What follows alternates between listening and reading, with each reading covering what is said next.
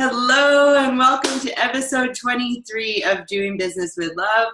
And we've got Ricky with us. I hope you're joining us in the Facebook community, Doing Business with Love there. And today, Ricky is an old friend of mine. I've known him for a long, long time. We did an interview 4 years ago, so it's exciting to be chatting with him again.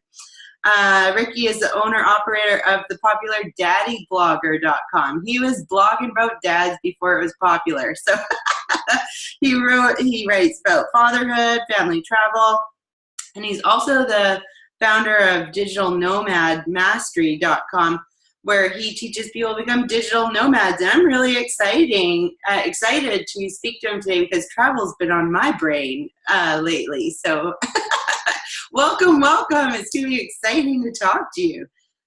So tell us, excuse me. Thank you, Mila. Yeah, tell us, where in the world are you right now?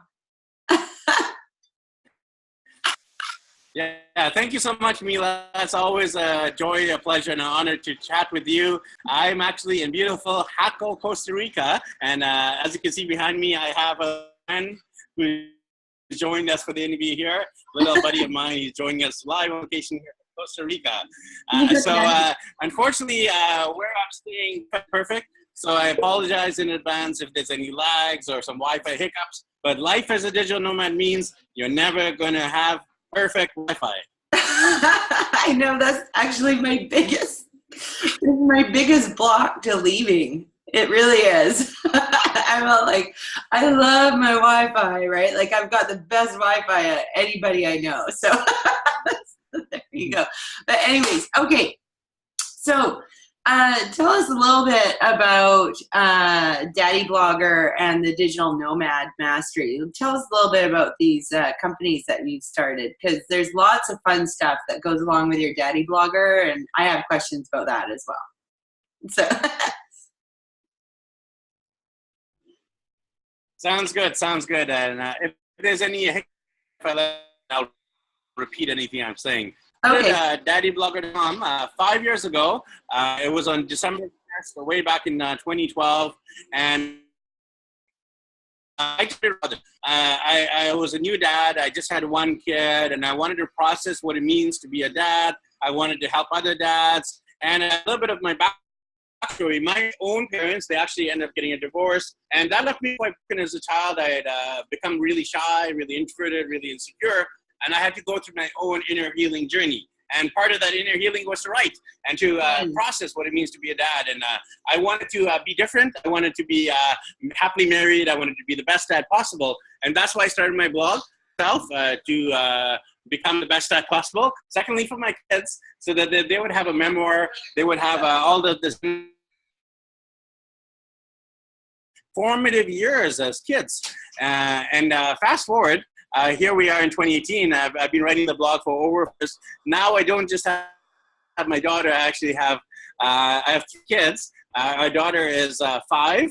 Our son is 4, and then our little guy is 1. So I got a 5-year-old and a 1-year-old, and we're traveling the world now. You know, been to 80 countries on 6 continents, and I'm making money while we're traveling online. So I started a whole separate brand called Digital Treaty, because what was happening is I left our hometown of Vancouver, BC, Canada on December 6th, 2016, so about a year and a half ago. And started following. They're like, amazing, Ricky, you're traveling the world and you're doing it with your kids. What is it like? Tell us about the experience, and teach us, right? So I just started teaching people how to blog because that's kind of my forte, or my strength is blogging, social media, YouTube marketing, and I just started me first, just because people would ask me, and I'd be like, oh yeah, you know, if you have questions, I'll teach you. And then I said, why didn't I get money from this? So yeah, then I started, exactly. Like, you know, actually teaching into coaching. And now I do paid. Nice. So I do paid coaching, one-on-one coaching, like groups. So it's a small group of entrepreneurs. People want to travel more. People want to make money online. So I do mastermind groups. So I also do online courses. I actually have six different online courses on Udemy.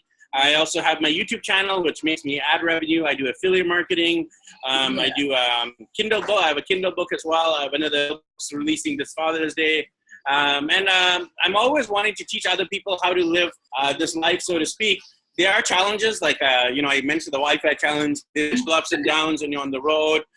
There's the socialization issues. How do we make friends when we're traveling? How do we build community when we're traveling? .com website. I also have a podcast where I interview different people. So those are my two businesses. DaddyBlogger.com is very much my personal brand, and Digital Nomad is my business brand. So we can definitely do a deeper dive into either both of those or either of those. Well, let's just chat. So I know with your Daddy Blogger, I know that you used to write daily. And Ricky actually set it in his mind to write every day for a year. I believe that was the challenge you gave yourself, and you would like write at midnight or something. So like, I'm going to tell you, if he can do it, you can do it. So if the kids got to sleep sometimes. So you will find time to build your business. And he really, really did. And I will share the link that we did, because it's how to monetize your blog. On our first interview. So you can get a ton of good information from that, but it was 4 years ago. So it's probably advanced even more now, but I don't want to go into everything at this second. So I just want to talk more about the traveling. What made you pick up and leave with your 3 kids and your beautiful wife? I only met 2 of your kids because the last one came along after me. You guys are already off doing stuff. So what made you guys decide in December of all times, like to just pick up and leave before Christmas? I know you're a family guy. I know you love your family and you're close, and you've got real ties to the Vancouver community because you're doing meetup groups. He was like hosting meetup groups for dads. Like, how cute is that? Like, that's the best. Yeah, so that's the big question. Why? With everything, why do we start blogging? Why do we start traveling? Why do you start a business? Right? Start with why, as Simon Sinek says in his TED Talk and book. So why do we start traveling? There's a long story and a short story, but I'll make it as short as possible here. In my 20s, I'd done a lot of traveling. As a backpacker, I would be backpacking with just one backpack, solo, single, staying in Utah, surfing, staying in dormitories, backpacked around Europe. I taught English in Japan, traveled Asia. I studied in Australia. But, I started following the ways of society, which is to find a wife, get married, move to the suburbs, start having kids, and then for the next 20 years, you live in the suburbs, and maybe you might do your 2-week vacation to Mexico or to Disneyland, but you don't do much family travel. You don't do much family travel when you're living in the suburbs. That's permanent families. And that's the way life was for the first 5 years of marriage for us. But I started having this yearning for travel again. I was just like, am I going to just stay in the suburb in Burnaby for 5 years of my life? I mean, for 20 years of my life. And live in this apartment? Yeah. Like, am I going to do that? And, like, run around Vancouver? Like, where? So I started that. What fun is it, right? I started. It's like so.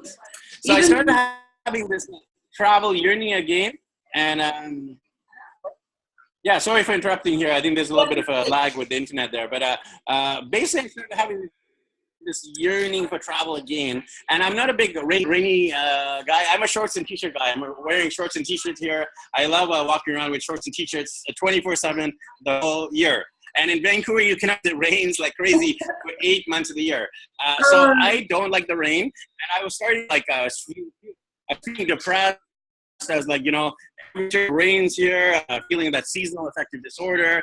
I was not motivated. I was losing focus in terms of my business. And I was watching too much Netflix. And I started talking to my wife. I was like, hey, honey, I really want to start traveling again. And my wife's like, you're normally a very sociable guy, but lately you've been down and feeling more depressed than normal. So why don't we try something? Let's try traveling and see how it goes. So we made a decision during my wife's mat leave to leave during that mat leave, because I know you have viewers and listeners from everywhere in the world, but in Canada, we have 1 year paid maternity leave. I repeat, 1 year paid maternity leave.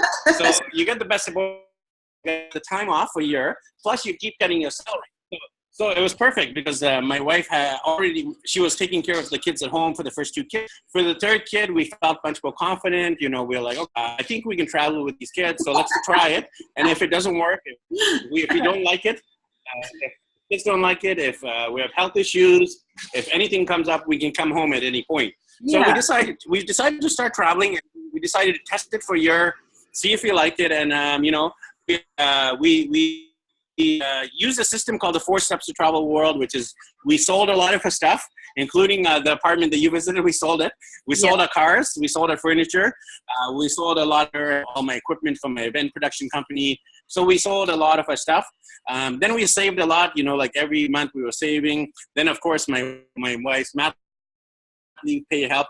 And then for me, I'm getting a lot of sponsors for our trip here. Even in Costa Rica, we've got accommodation sponsors.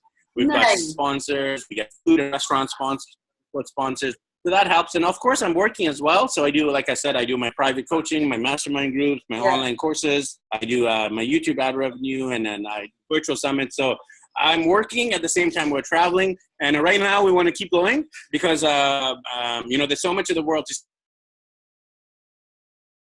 They call it the travel bug, right? We got the travel bug, and I've been bitten, and our kids. So that's the quick little backstory. Yeah, well, I was talking to I interviewed Manuel, right? And he's in Bali, and Bali's been calling my name, and Costa Rica has been calling my name. So it's kind of funny that I'm talking to you guys, and you're both from Vancouver, and you're both in the places that I want to go to. So it's like, And when I was talking to Di, he's like, it's about priorities. What do you want to do? And they sold their stuff and they got rid of their stuff. And I'm like, it's such a commitment, right? It's a commitment, selling your car, right? It's like, what do you do? Like, how long am I going to be gone for? And you committed to a year. And I'm on the fence about committing to a year of travel because I did do a lot of travel when I was younger. I did like about a 5-year spurt. And for the last few years, I've been going back and forth between the Okanagan and Vancouver for 6 months out of the year. Last year I didn't go because it was like wildfires and everything else. But for the years before, I was like hanging out, and I just found it's got to be a challenge to find Wi-Fi. It was a challenge to find it in Canada, in Vernon, where I was. It's got to be the most annoying thing. So thanks for being able to show up and find Wi-Fi. Is that like the biggest challenge that there is? Or what's the biggest challenge? There are many, many challenges, and I'm glad you asked me that question because on social media, you'll see the good stuff. You'll see the people drinking mojitos in the beach. You'll see the Insta-worthy pictures. You won't see the stress. You won't see the challenges. You won't see the difficulties. But I would say there's top 3 challenges, and I'll break it down into financial challenges and there's logistical challenges. So what does that mean? Well, obviously, traveling costs money. And if you're traveling on savings alone, you're going to run out of money. You're going to end up broke and you're going to have to go back home, right? Even if you're working, traveling, if you're an entrepreneur, every entrepreneur is going to have financial ups and downs, and myself, including every other entrepreneur. Unless you're working remotely for a company, that's probably a better, easier way to do it. When a company's paying you and you have the regular consistent salary, and then at least you have that stable income. So the finances are all over the place, which makes it very hard to predict your travel and to book the flights and all. So the way we do it is we basically travel overland. We don't do flights. We've been traveling overland to South America, the Loop, Central America, just overland, no flying whatsoever. Cutting costs by obviously getting sponsors, by cooking and eating out all the time, the basic stuff on how to save money. So finances are probably the biggest struggle.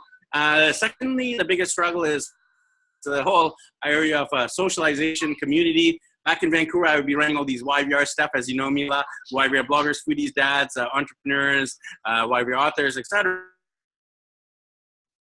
Not only involved in community, I was leading communities. Yes. And now I really miss that. Very active. I miss that part because I no longer have that community physically. I have online community, you know, keeping in touch with Facebook, but physical community is lacking. So socialization is hard, you know, kids, so they can connect with other kids. So that second hardest challenge is the socialization, the family and friends.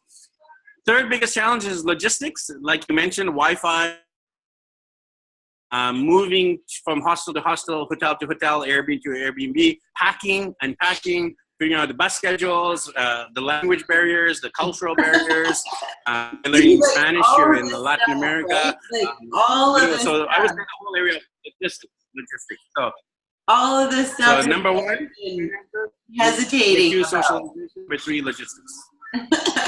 That's what I've been hesitating for, because I know about this stuff, because I traveled for like 5 years, and it was like I just, you know, at some point I wanted like a home. I wanted like home, right? So I'm trying to think of a way where I can keep a home base that I can go to like 6 months out of the year. Like I kind of like to do 3 months and then 3 months back and 3 months away or something like that. I think I'm leaning towards that.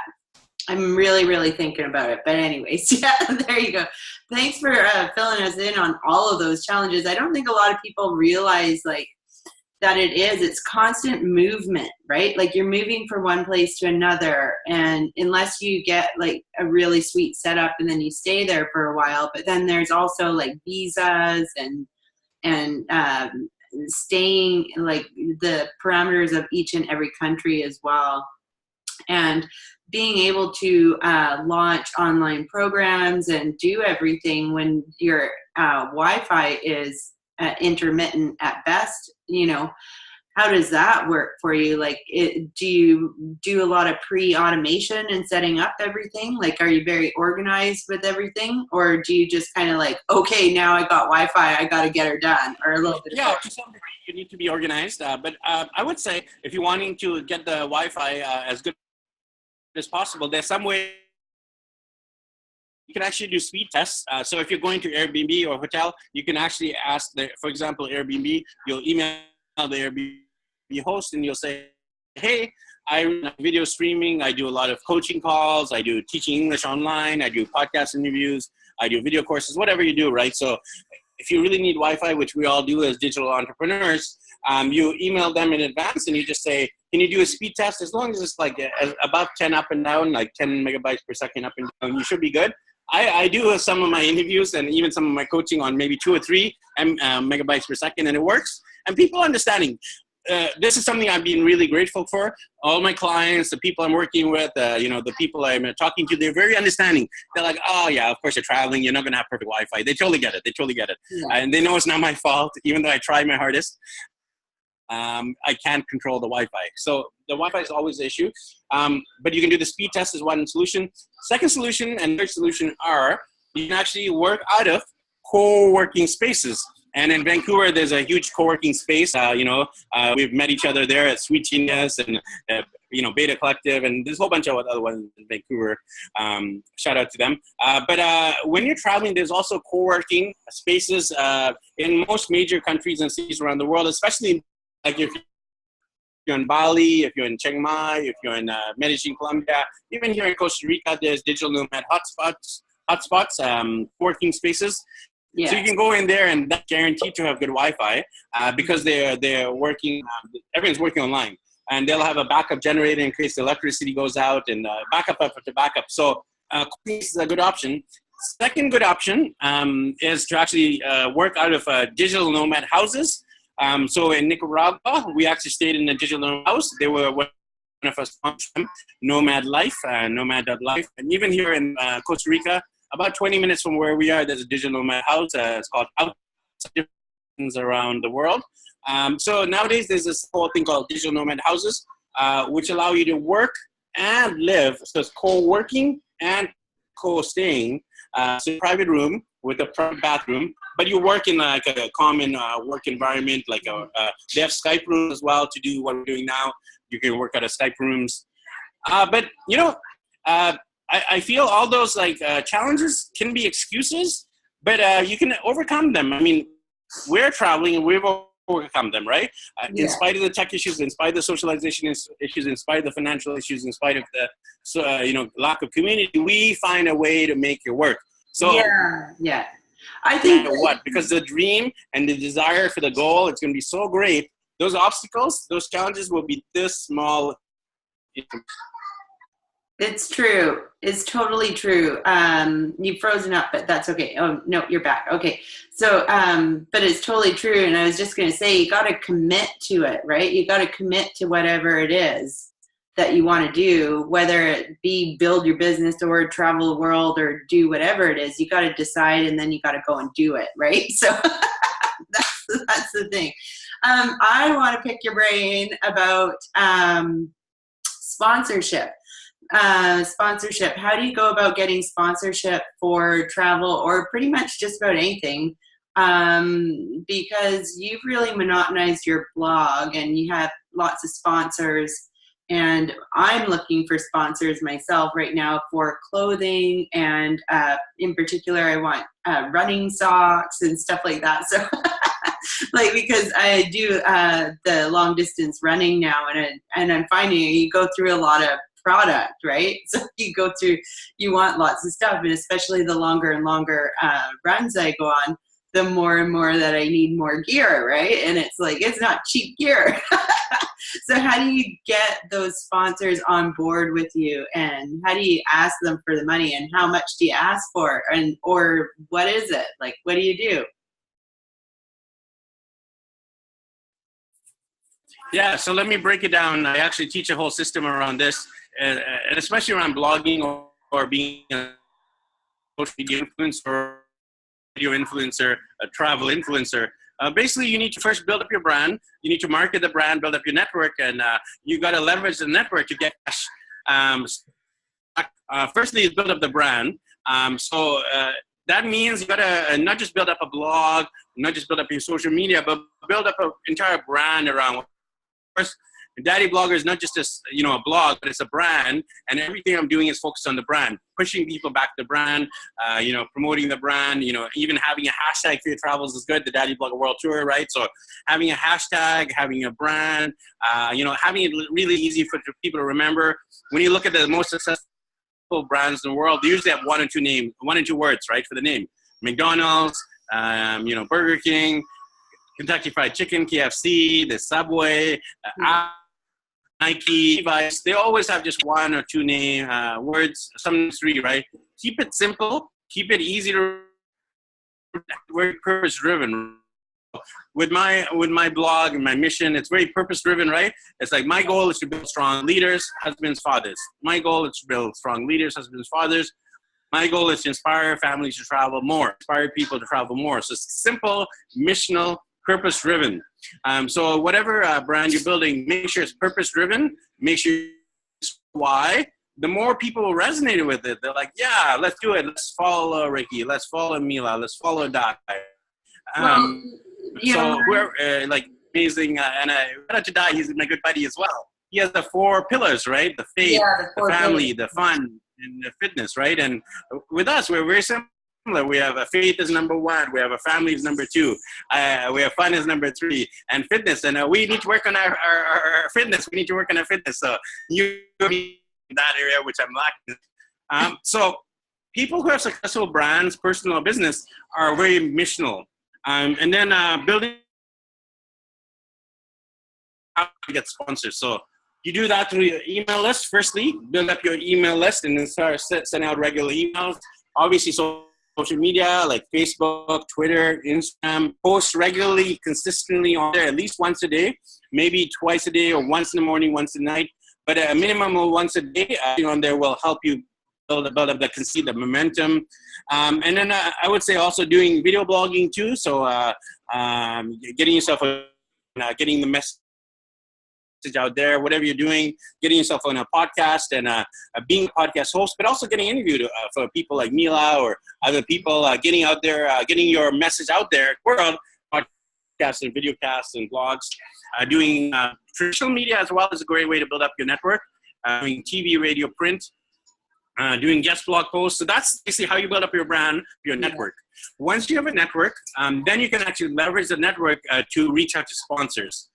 So how do you reach out to sponsors? Basically, you write to the person. I'll talk about it from the position of getting perspective of getting travel sponsors, but I've done this with my blog. Sponsors for everything under the sun, because as a dad, we need everything under the sun, including we've got sponsored travel, we've got sponsored furniture, the company, we had a sponsored laptop that was given to us, we had a sponsored watch, we had a sponsored we got the Best Buy sponsor. Disney sponsored us. We've had a lot of car companies sponsoring us with different family-friendly cars, not to give us for forever, but just to let us use the car and out, and then we write about it. But these are like brand new, the latest model cars we've been able to get sponsors on. So I've leveraged a lot of different areas, parenting, travel, etc. So in terms of getting travel sponsors, this is how you do it. You reach out to the board. I'm going to use the example of San Francisco because it's an easy one, and we did that when we were in San Francisco, but we do the same thing when we're here in Costa Rica. South America, we did it. In Machu Picchu, we did it. We in the Bolivian salt flats, we did it. In the Amazon, we did it. Here, when we did the jungle tour, we did it. So how do you do it? Let's go once again. You reach out to the tourism board in San Francisco, reach out to the person in charge of marketing, public relations, or blogger relations, or relations. And you say, hey, Kate, this is Ricky Shetty. I'm from Vancouver, BC, Canada. I'm traveling to San Francisco with my wife and kids, and I have a website called daddyblogger.com. It has 100,000 social media followers, 10,000 views a month, and 4 million views on my YouTube channel. I would love to work together with San Francisco Tourism to promote Francisco a place for families to visit. I'd love to work together, and would it be possible to provide us with accommodation, sightseeing, restaurants, and transport while we're in the Bay Area, while we're in San Francisco? If you'd like to work together, please let me know. Simple, something like that, right?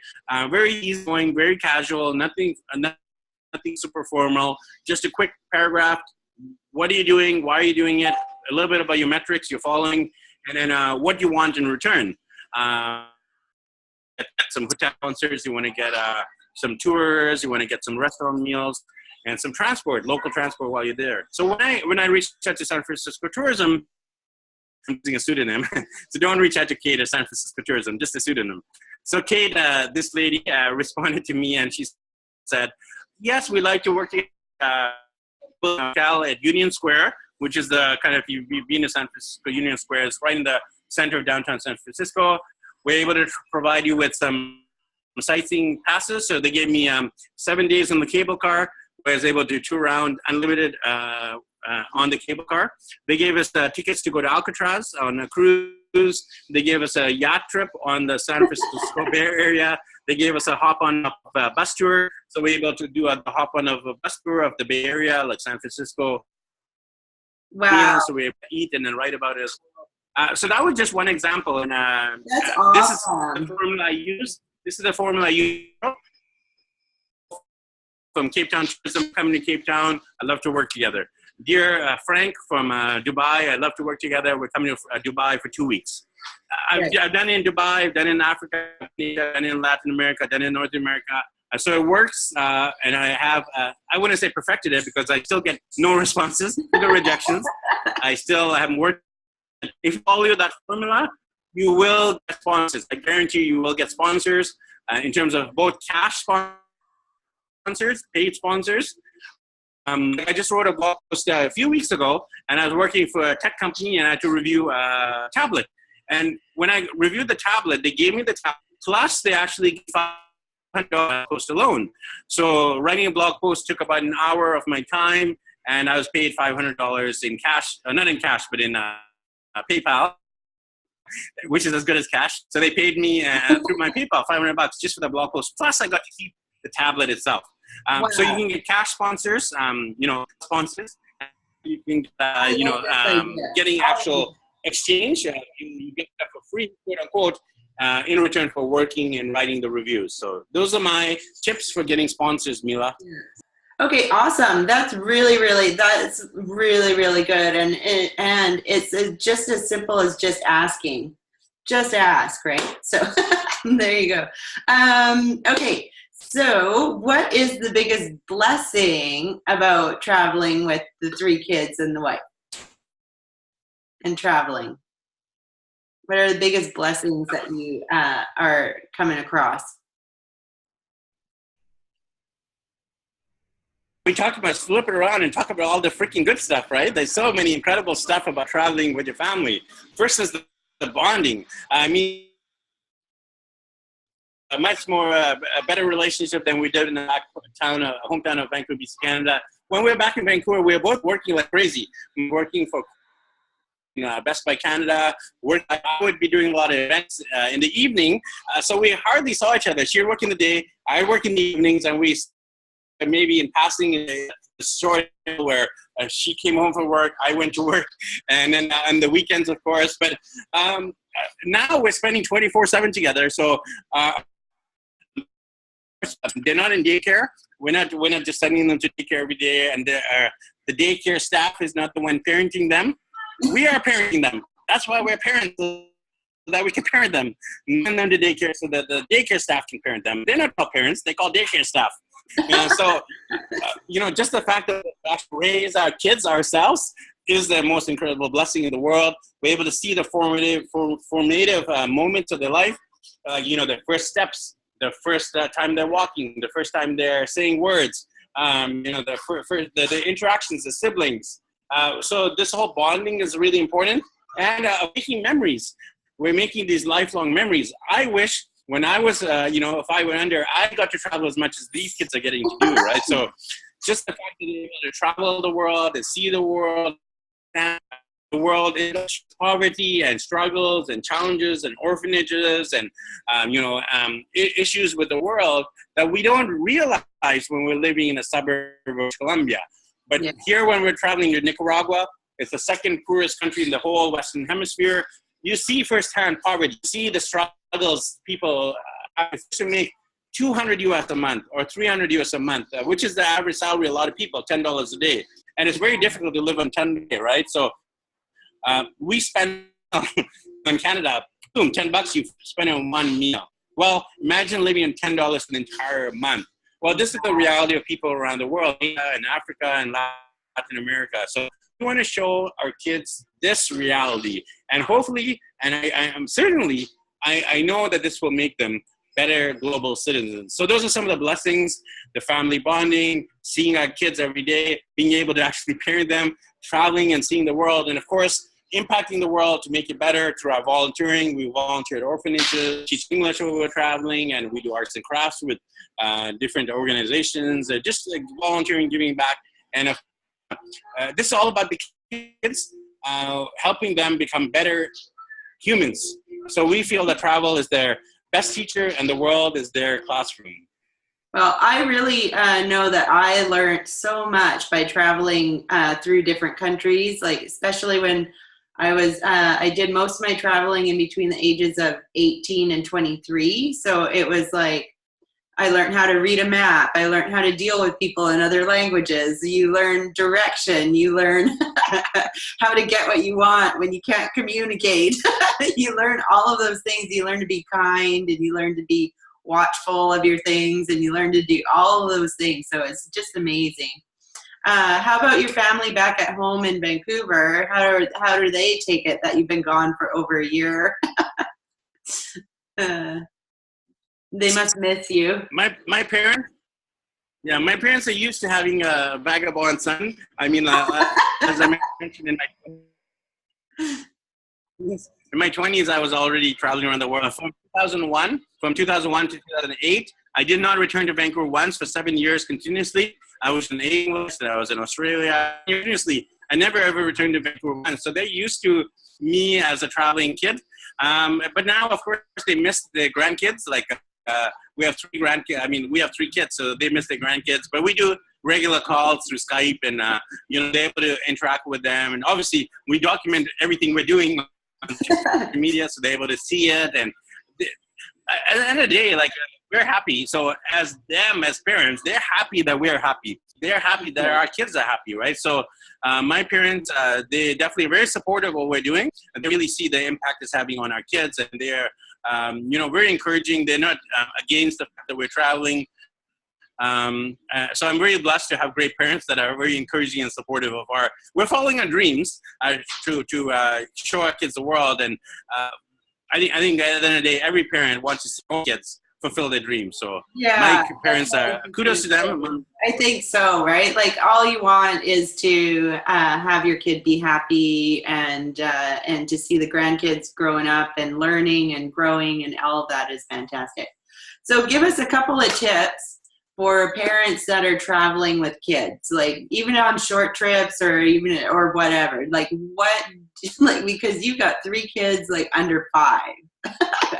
So that's a little bit crazy. So like give a few tips to our viewers about traveling with kids, or what's your number 1 tip for traveling? Like give us some insight on this.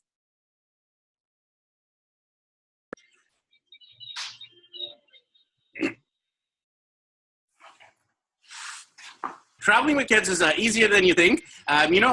When we started traveling, we thought our kids were going to have all the problems. We thought our kids were going to have, health issues. They're going to get sick. They're going to hate it. They're going to want to come back home. They're going to be angry all the time. They're going to be, upset. But actually, our kids are the ones having the great time, and we're the ones stressed out. Stressed about, like, for example, we checked out of a hotel here. We're heading to San Jose, the capital of Costa Rica. We haven't booked that place yet, so we're like, okay, we got to find out what time the bus leaves, and we got to figure out our schedule for the day. I got to figure out whether I wife for my work project. So I'm the one who's finding it a hard time, and my wife's having a hard time in terms of just the logistical side of things. My kids, they're actually just here in the hostel, and they're over there playing with the staff, and they're just having fun and connecting really easily. So I would say traveling with kids is easier than you think in terms of the kids' perspective. It's going to be hard no matter where you're in the world. Like our kids, they still throw toddler tantrums. They still have fights. But every sibling in every country, in every continent in the world is going to have fights. Tantrum. So rather than have a tantrum here in Costa Rica with the gentleman right behind me, rather than throw a tantrum in rainy Vancouver, right? So I'm really grateful that we even get to travel. So in terms of advice suggestions, one really practical suggestion is to leave the tablet at home and don't give them screen time. A lot of parents will stick this device in front of them, and then the kids are seeing the world through this, right? They're like, they're looking at the world through the device. I don't give them device. Like we don't give them devices. Ricky, I wouldn't say like 100% of the time, but we give. Pardon me? Stop you. I've been out recently, and I am shocked and appalled when I go out for breakfast or something, and there's screens in walls now in restaurants, and they're in the high chairs on the thing. Can't kids even just go for dinner without some screen in front of their face? I am so happy you brought this up, because people need to they need to get away from the screen time. It's crazy. Don't you think it's crazy? I do think it's crazy. I'm a very strong proponent of staying away from the screen time. Kids, naturally, they'll figure out what to do. We take long bus rides, we take long flights. We took a bus ride in Chile, from northern Chile to the capital, Santiago. It's 23 hours. 23 hours on a bus with 3 kids. We did not give them screen time for the whole 23 hours. They can figure out what to do. We can give them games. On the bus, they're very creative. If you tell them hey, let's play I Spy, right? So then they play I Spy a red Volkswagen, I Spy a brown horse, I Spy something red, and then the other kids ask, yes, what was the red thing? What was the green thing? What was the blue thing, right? Playing I Spy, counting the number of animals, okay, I see 5 horses, I see 3 cows, I see 2 pigs, I see 5 goats, I see 25 llamas when you're in Chile or Peru, right? So kids are very naturally creative. They'll figure it out. I don't even tell them half the time. I just let them kind of figure it out. Okay, we're going on the bus. They can sit there and they'll figure out what to do. I don't necessarily need to give them, here, do this for 5 minutes, then do this for 5 minutes, do this for 5 minutes, right? We'll bring along our kind of like important stuff just in case they start acting up. We'll bring stickers, we'll bring activity books, we'll give them, crayons, Crayola crayons to color and to, like puzzles and Legos. That's what they need. They need to work on their creativity. Screen time, occasionally, like if I stay in a hotel, we'll have the TV there. They'll watch some cartoons. After a difficult day of travel, okay, guys, watch some cartoons, and then we're heading out to dinner. I'm not 100%, like, I'm not a legalist. I'm not saying like zero screen time. And every now and then, like when we have something really important, yes, we'll give them my phone or something. But I don't purposely I don't have a dedicated device for them. Like some people have an iPad just for the kids. Why do the kids need an iPad? You don't need their own iPad. It's just so crazy. So yeah, so one of my big, I'm very adamant about this topic. If we can travel the world taking flights and buses, parents can survive a 2-hour dinner without screen time. If we can survive a 23-hour bus ride, or we actually have, just quickly here. On Saturday, we're flying from Costa Rica to the Philippines to hang out with my wife's family. We have 5 flights. We're flying from Costa Rica to Panama, then from Panama to LA, Panama to San Francisco, San Francisco to LA, LA to China to Manila. That's 5 flights. No screen time. They might watch the movies on the plane and all that, but we've realized that the kids can be creative. They'll talk to people. They can actually talk to people on the planes and the buses and the trains. Yes, they can. They can talk to people. So you don't need screen time. But I would say bring those activities along. Stickers, puzzles, Legos, and then, different games, maybe their favorite toy. That's way better than any iPad or tech device. Awesome. That's really, really good. I love how you just say, the kids will figure it out. Like, I think a lot of people just dote over their kids, and they feel that they have to tell them what to do. And I think I love that approach that you just say, they'll figure it out. I guess now you had 3 kids, and now you're like old hat at this, and you're like just a little more throw caution to the wind. Kills me. Okay, so let's wrap this up. Let's tell people where they can find you and follow the Daddy Blogger World Tour. Let's fill them in on that. Thanks for sharing all of this wonderful information. We went through blogging and sponsorship and travel and everything in between. It's just been a pleasure to talk to you today, Ricky. Thank you, and please let everyone know where we can find you. Yeah, Mila, that's the easiest question yet. All over the web, so you can check me out at daddyblogger.com. So if you go to daddyblogger.com, that will have all my social media links. I'm on Facebook, Twitter, Instagram. I'm quite active on YouTube as well. I have a YouTube channel where I'm quite prolific on this pretty much every day. I have a podcast where I interview different people, dads and moms and authors and entrepreneurs and nomads and travelers. So you can check out my podcast on there too. It's at daddyblogger.com. And if you're interested in the whole digital nomad journey, if you want to become a digital nomad and traveling the world, you can check out digitalnomadmastery.com, where I do virtual summits, I do private coaching, masterminding, and much more. So daddyblogger.com, digitalnomadmastery.com. And thank you. It was great to connect once again. And I look forward to connecting once again, maybe in person in Costa Rica, Bali, or somewhere else in the world, or back in the hometown of Vancouver, BC. Never know. You just never know. I'll keep up with the family travels, and I'm going to go and visit you and Di and everyone. I'll just be there. Hey. Okay. Anyways, we need to wrap this up. Babysitters. I need babysitters. Mila, you're welcome. Okay. Awesome. Let's do it. Okay.